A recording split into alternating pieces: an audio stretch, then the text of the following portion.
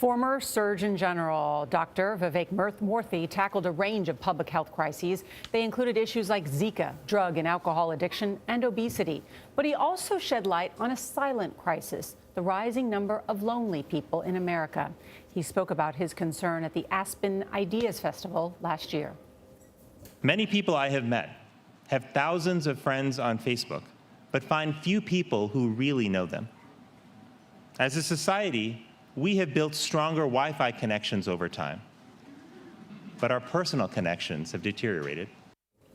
Now, in a Harvard Business Review article, Murthy writes, loneliness is a growing health epidemic. He calls on companies to make fostering social connections a strategic priority.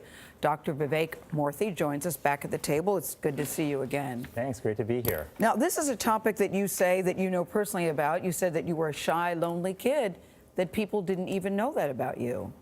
That's true. You know, in fact, it's something I've never even talked to my own family about. But when I was a child, I was very shy. It was hard for me to make friends, and I felt lonely a lot. But I felt ashamed to tell that to people. Why the shame? Yeah. Well, for many people and for myself, when I was a child, admitting that you're lonely is essentially equivalent to admitting that you're not worthy of being loved. That's really what underlies this stigma around loneliness. So why is loneliness now an epidemic? Well, we are recognizing that loneliness is a lot more prevalent than we thought it was, but the data is also showing that there are more adults who admit to being lonely now than just 2 decades ago. And there are several possible reasons for this. Number one, people are more mobile now than they ever have been. People move away from their communities and their home. There are record numbers of people who are actually living alone. But we also know that technology has had a potential role here. Technology can help or hurt. It's simply a tool. But for too many people, technology has led to substituting online connections for offline, in-person connections. And ultimately, I think that has been harmful. Looking at your phone instead of talking to someone. Exactly. Or spending time on Facebook or on other social media thinking that that is equivalent to sitting down and seeing a friend and talking to them face to face. Is it more common in men than women?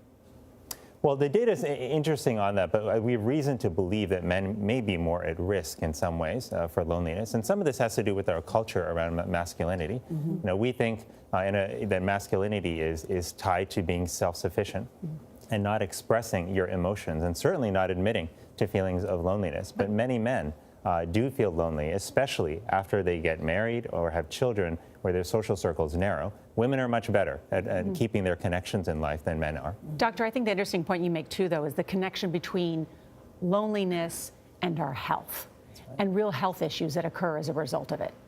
This is one of the reasons that loneliness is getting more attention, because we are learning more and more about the impact on health. It turns out that loneliness is associated with a reduction in your lifespan that is as severe as the reduction in lifespan that you see with smoking, 15 cigarettes a day. It's greater than the impact on mortality of obesity. And part of this is because that loneliness actually places us in a stress state. We evolved to be social creatures. And thousands of years ago, if you were connected to other people, you were more likely to have a stable food supply and to be protected from predators. So when you're disconnected, you're in a stress state. When that happens chronically, it can have a profound impact on your health. Do companies and business, I mean, is it worth building in more time for folks to get together? Like CBS News does a walking club right now, and it used to be like coffee breaks, right, that people would take, or even happy hours, you know, where everyone gets together. Do you think more of those times need to get built in? Well, I think the quality of time that people have together is what matters. Giving people time to get together during happy hours, that can help to some extent. But sometimes people feel that they're just taking time away from family, or they're taking time away from the work they have to do. And what do they end up doing? Often talking about work, because that's what they have in common.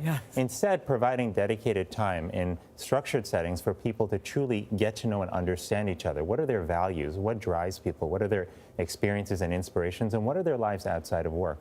People hunger to be known authentically, and far too many people feel invisible right now. And that is at the crux of our loneliness epidemic. I think it would be hard for anybody, especially an adult, male or female, to admit, I'm lonely. And what are you supposed to do with that if you're feeling that way?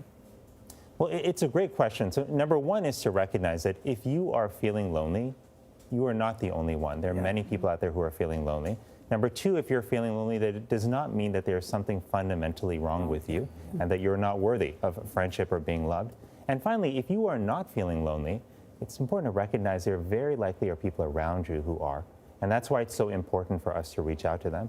The fundamental thing is this. We have for years thought about ourselves as an individualistic society that champions individual achievement. But what the data around loneliness tells us now more and more is that we are truly interdependent creatures and that ultimately we need each other. Love this message. I think do it's too. great. I I do think it's too. really good. Dr. Murthy, thank you so much. Thank you.